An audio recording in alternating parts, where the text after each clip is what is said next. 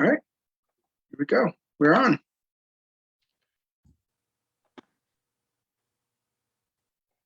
All right, thank you everybody for joining us. Yeah, welcome everybody to Smart with Your Money Live. I'm Chase Peckham, the Director of Community Outreach at the San Diego Financial Literacy Center, the education arm of DebtWave Credit Counseling. And as always, I am here with Felipe Arevalo, who is going to lead us today on something that we get asked a lot on the different ways of budgeting. Is there an app for that? How many different things are there? I mean, this is a constant question. So today we're going to answer those and let's get started. Yeah, absolutely. All right, so budgeting, and this is really one of our most popular topics, and across all different age groups, across all our different programs, the Wave, Swim, Boost. So budgeting is going to be key here, and it just kind of sets the foundation for everything else personal finances. So we'll get started here. Even though people treat it as a four-letter word, even still. Yeah, it's still a cringe thing to have.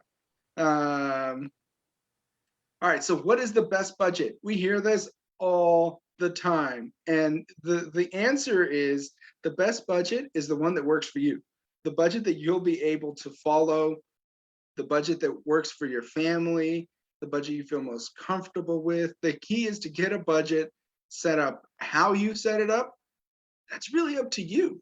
And your comfort level with technology or no technology or cash or not cash, it's really open to interpretation. So the best budget is the one that works for you. And it could change over time as well. Yeah, this morphs. I mean, yearly, we get people all the time that ask us, especially students, they'll always ask this question because they're so app-minded. And you're right, there is no right answer. It really is very personal, as in, the term personal finance. Right. So it's definitely something, try them out, try a few of, you'll figure out which one is going to work best for you as you go. So there's the original pen, paper, and a calculator. It's tried, it's true. You've maybe you used it at some point. But it still works. You use one of these calculators, you can use an elaborate calculator, you can use the calculator, it doesn't matter. Write your budget down, grab a piece of paper, grab yourself a notebook, and just start writing. Yeah, some people are just like that. Yeah. I'm not.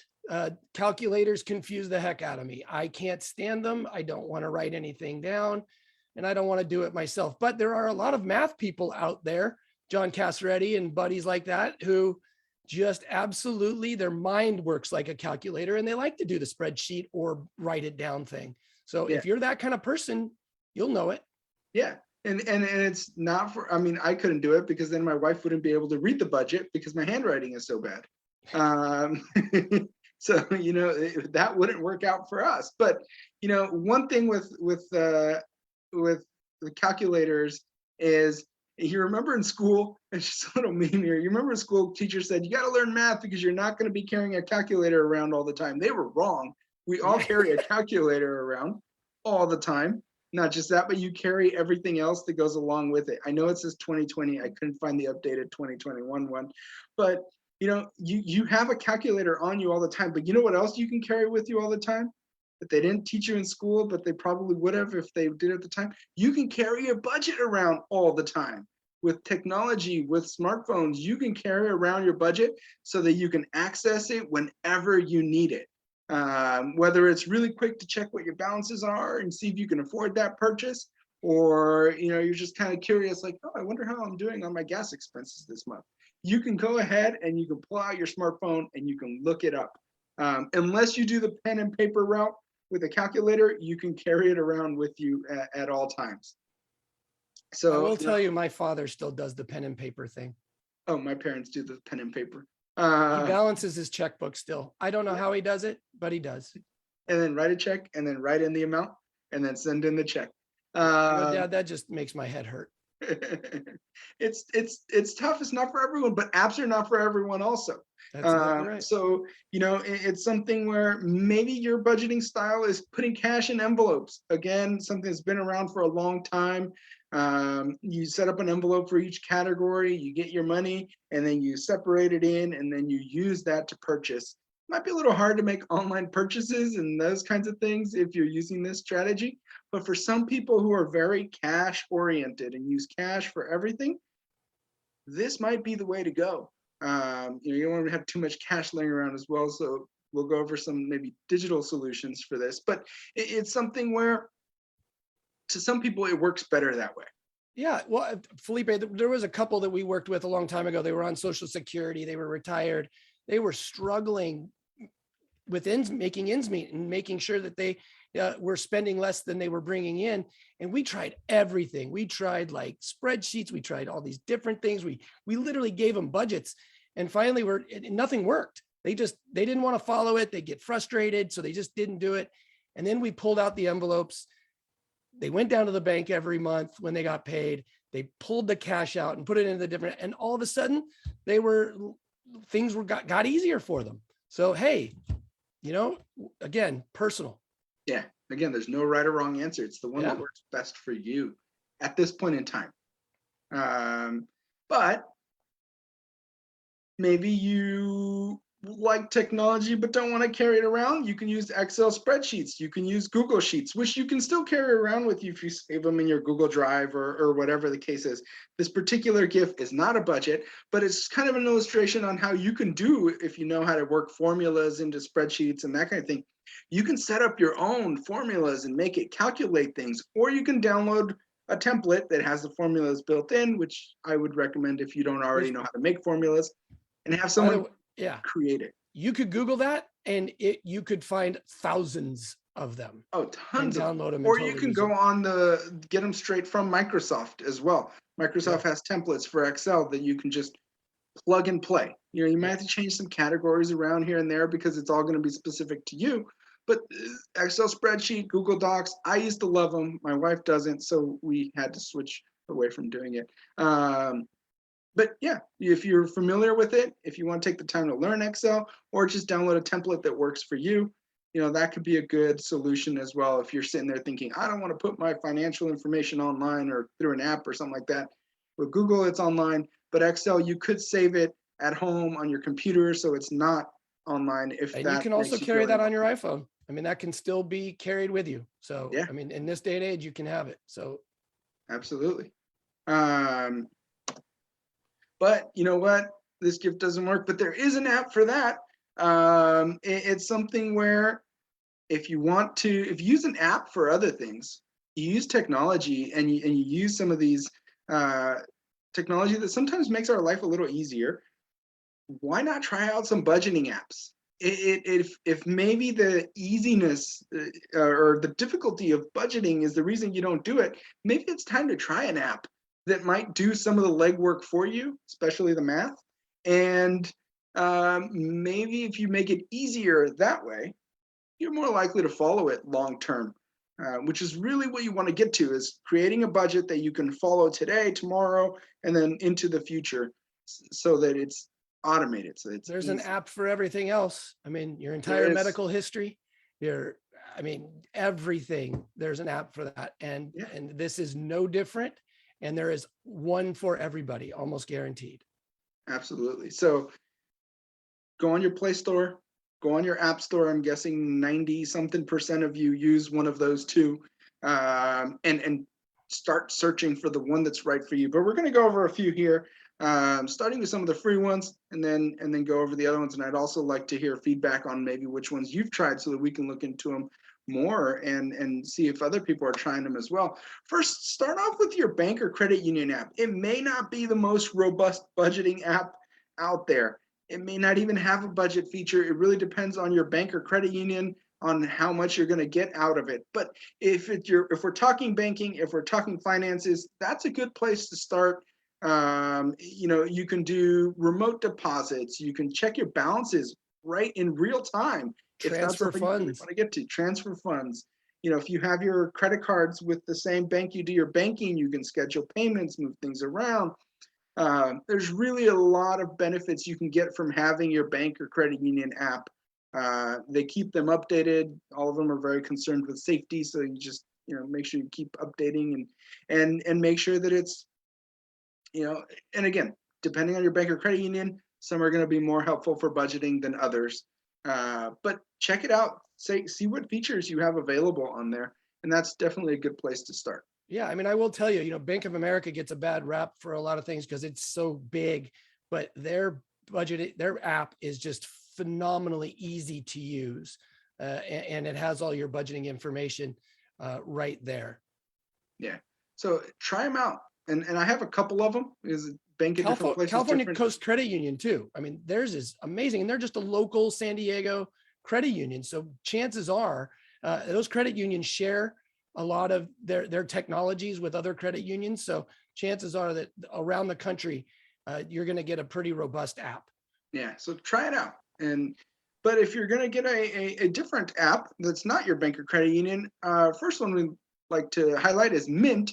It's free and it is very comprehensive. You just hook it up to all your different, especially if you have different bank accounts, different credit cards. It can hook up to your investments. It can kind of bring all your personal finances that are floating around all over the place into one place and just kind of do all the math for you.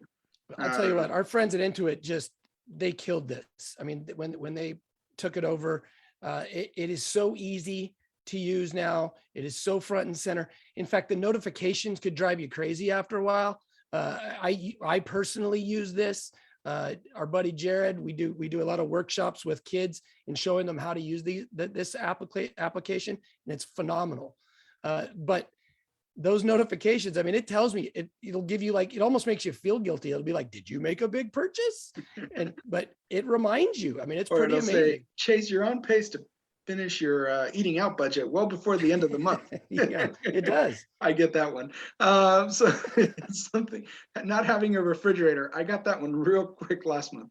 And I'm getting it again this month. So, but it's free, it's comprehensive, it'll link up to all your different accounts, and it's pretty easy to use. It's very clear and concise. And it can be as comprehensive as you want it to be. You do not have to hook up all of that information. You can just use it as bare bones, like tracking your spending. You can use it as just following what you have in your accounts, but it can literally follow everything.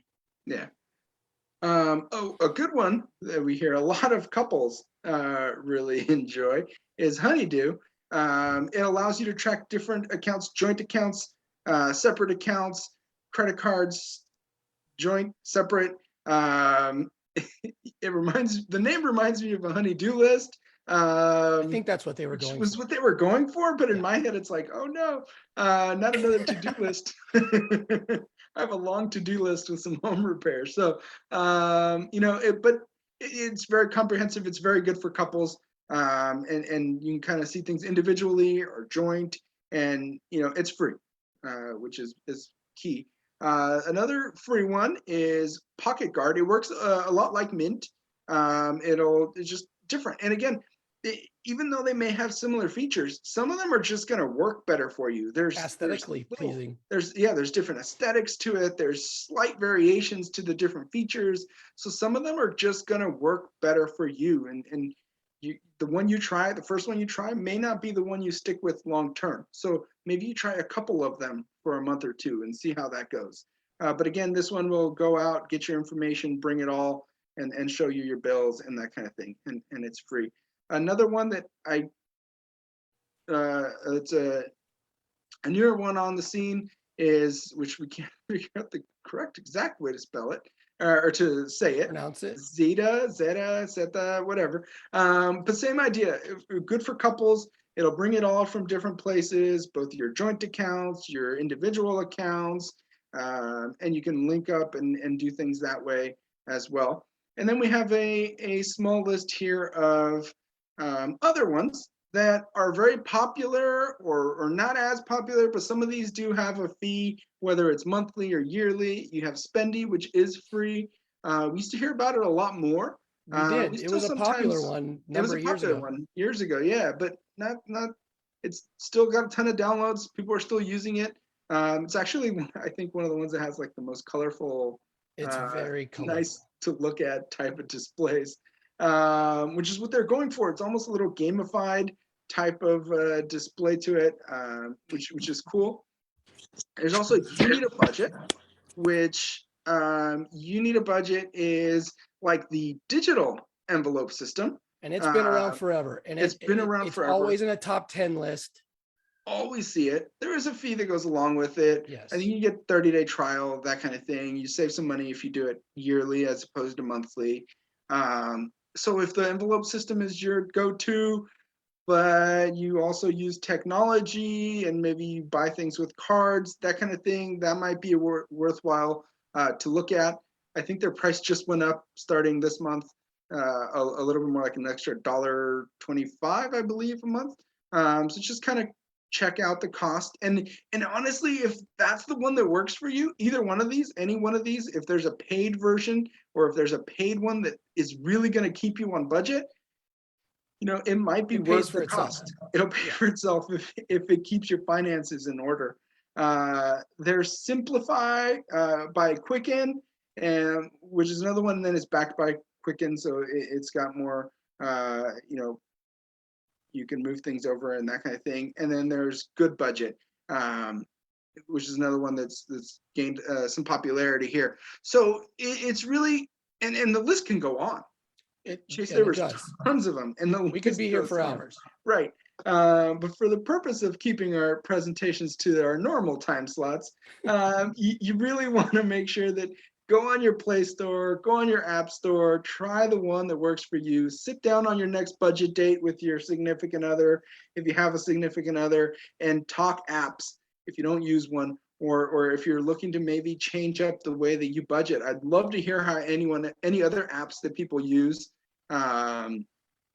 to kind of budget. And then when it comes to personal finances, there's a whole bunch of other apps that you can do to monitor your credits, do investing, all that kind of thing. Softwares. So, most of these that are not just apps are also used as softwares on computers.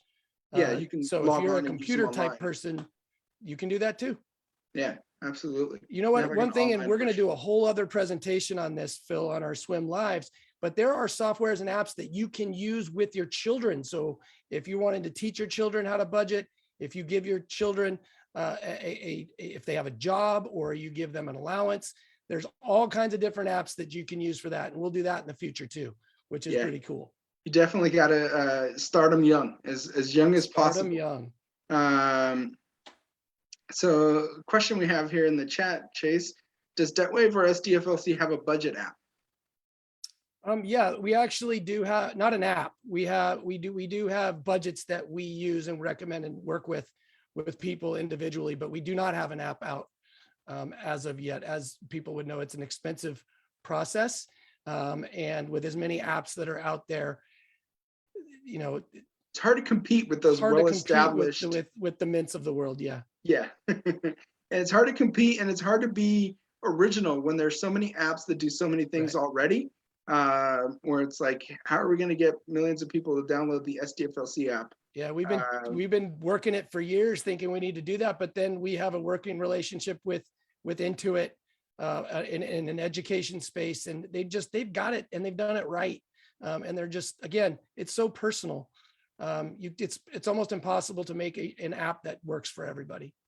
Yeah, we had another question here from Facebook, Chase. How do I start creating my budget if I don't know what to include or how much to spend? Fantastic question. And you know, the best thing you can do is find somebody that can give you a hand, an expert of some kind. And they're consumer credit counseling companies, nonprofit organizations that are out there. There are programs all over the place that you can meet with somebody to help you get started, really to ask the right questions. And basically what you really want to do, the most important thing is, how much do you bring in a month net, right? And meaning after your taxes and after anything that's going out with insurance and those kinds of things. And then track your spending. I mean, that's really it, is finding out where is your money going. And it's not just those monthly obligations, it's your daily use. And that's usually where people get lost when it comes to the budget.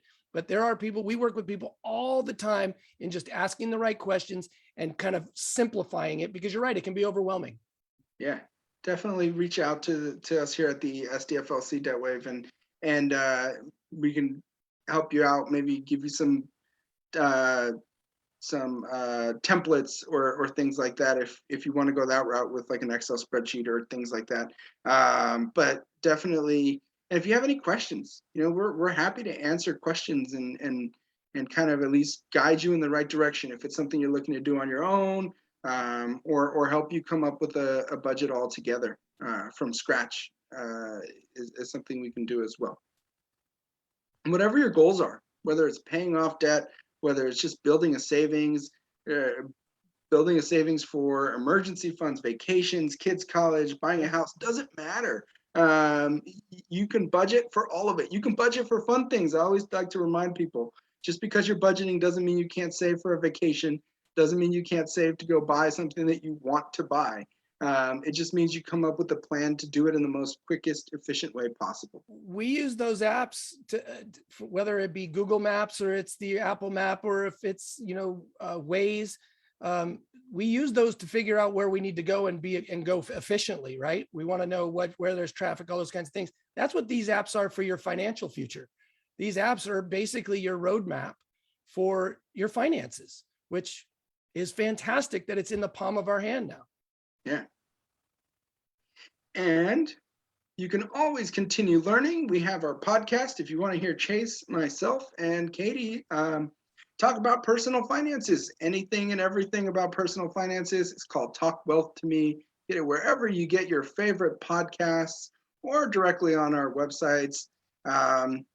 We cover everything from puppies and babies to TV shows, to tweets and car commercials. Doesn't matter. If it's about personal finances, we cover it in all kinds of different topics within the personal finance world. So check it out, and let us know what you think. If there's an episode we're missing, every Friday, every Friday morning you'll get a new episode, except for we got one this Friday, except for next week.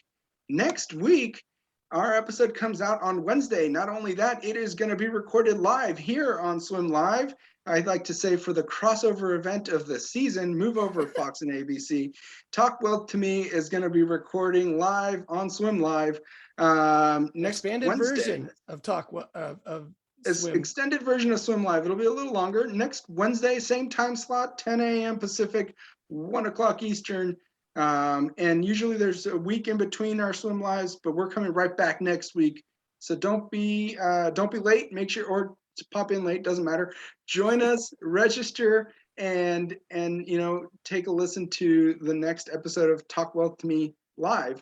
And we'll have time for questions and answers. So if you bring your personal finance questions, and we'll have an opportunity to answer some of those live, and then you'll be able to hear the answer right then, and then maybe tell your friends, look, I made it onto a podcast. So yes, join us. Don't forget to register, and thank you everybody for stopping by today. We really appreciate it, and I hope you learned something new.